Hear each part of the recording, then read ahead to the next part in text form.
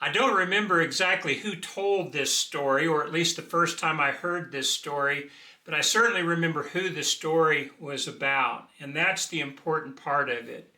It involved a black gentleman, probably sometime not too long after the Civil War. It was certainly way before civil rights. And this black man had a job on a boat. He was the one who took care of the engine room, took care of the mechanics on the engine.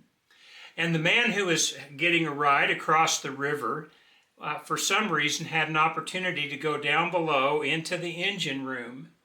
And what he saw there was just amazing. He had been in such engine rooms before, and there was usually just a conglomeration of scattered parts that somebody might need for repairing the engine, maybe even some discarded pieces from past repairs. Certainly, it was typically an oily, greasy mess.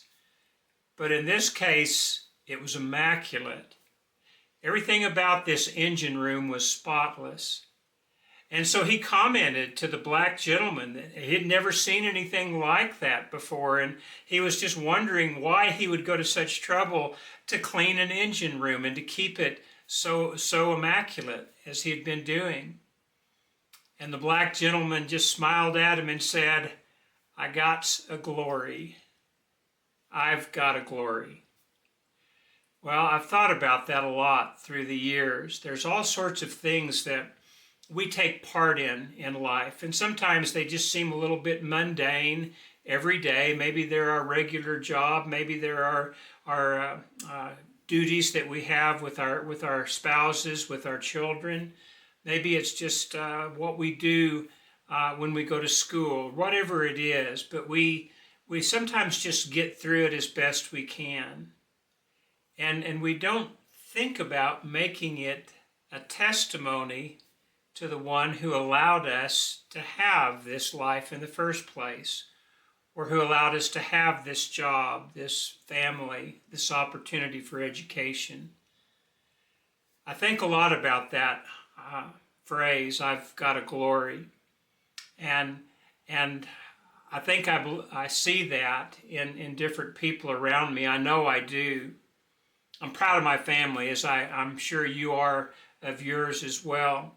And I've got just different things that have been going on with different members of the family that have impressed me through the years.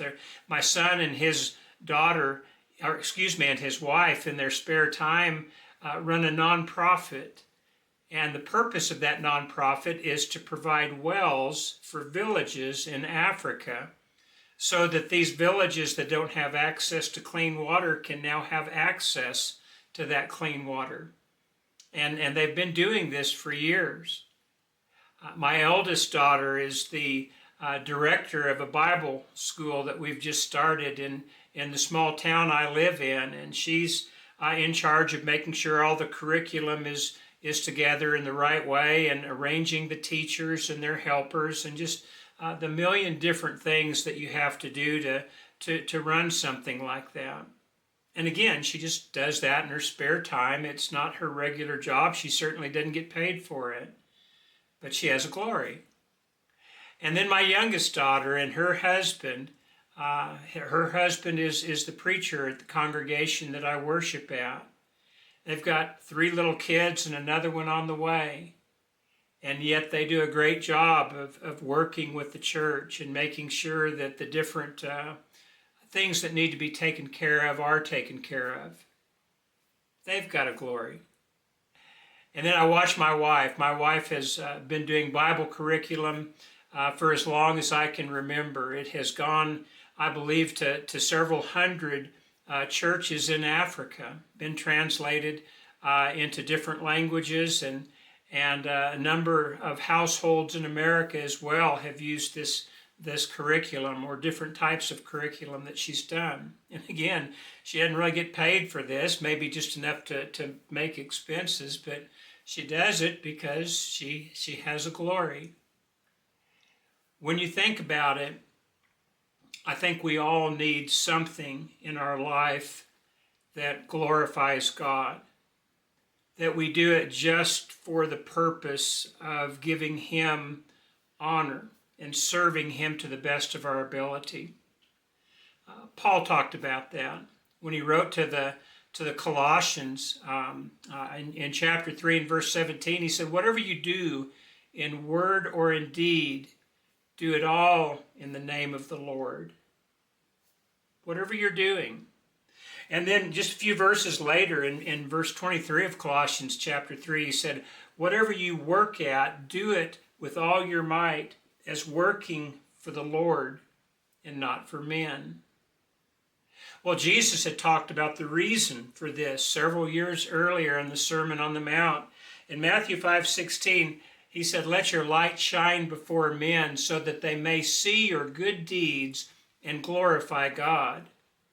Now, just a little bit later in that same Sermon on the Mount, he warned them about doing their deeds in order that they could be seen so that they could be praised. But here he is telling us to make sure that our light is shining so that people can see good deeds that are done because we serve God, and so that God can be glorified. Well, this really is one of the great purposes of our life, isn't it? We have all sorts of opportunities in life, and some of them just kind of happen upon us.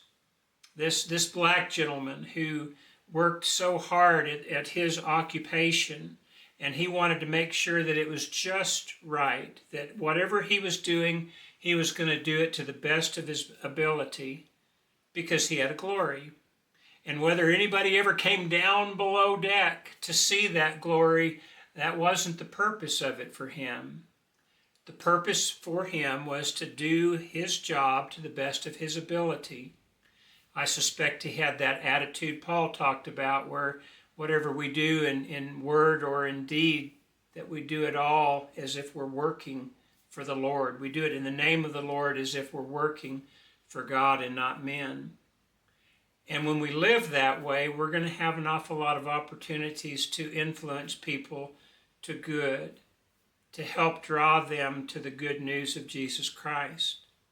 But it all starts with the understanding that what you have in this life, the blessings that you do have, the opportunities that you have to gain even more blessings are purely because God put you here in the first place, and then he allows you to have these blessings to use. And he wants you to use those and enjoy them, but he also wants you to use them to his glory. And so each one of us, whether it's something that we think highly of or not, if we have an occupation, if we have a task, if we have some sort of a privilege to interact with other people, let's make sure that we look at it with the understanding that we do have a glory. We have an obligation to glorify God. And by doing so, I believe life is going to be all the more beautiful, more enjoyable for others, more enjoyable for yourself, and certainly more pleasing to the Master. Do you have a glory? If not, I would encourage you to get one and to make sure that it is for the glory of the Master. That's the message for today. I appreciate your listening today. I hope we'll see you again tomorrow, but until then, I pray that God will richly bless you. Take care.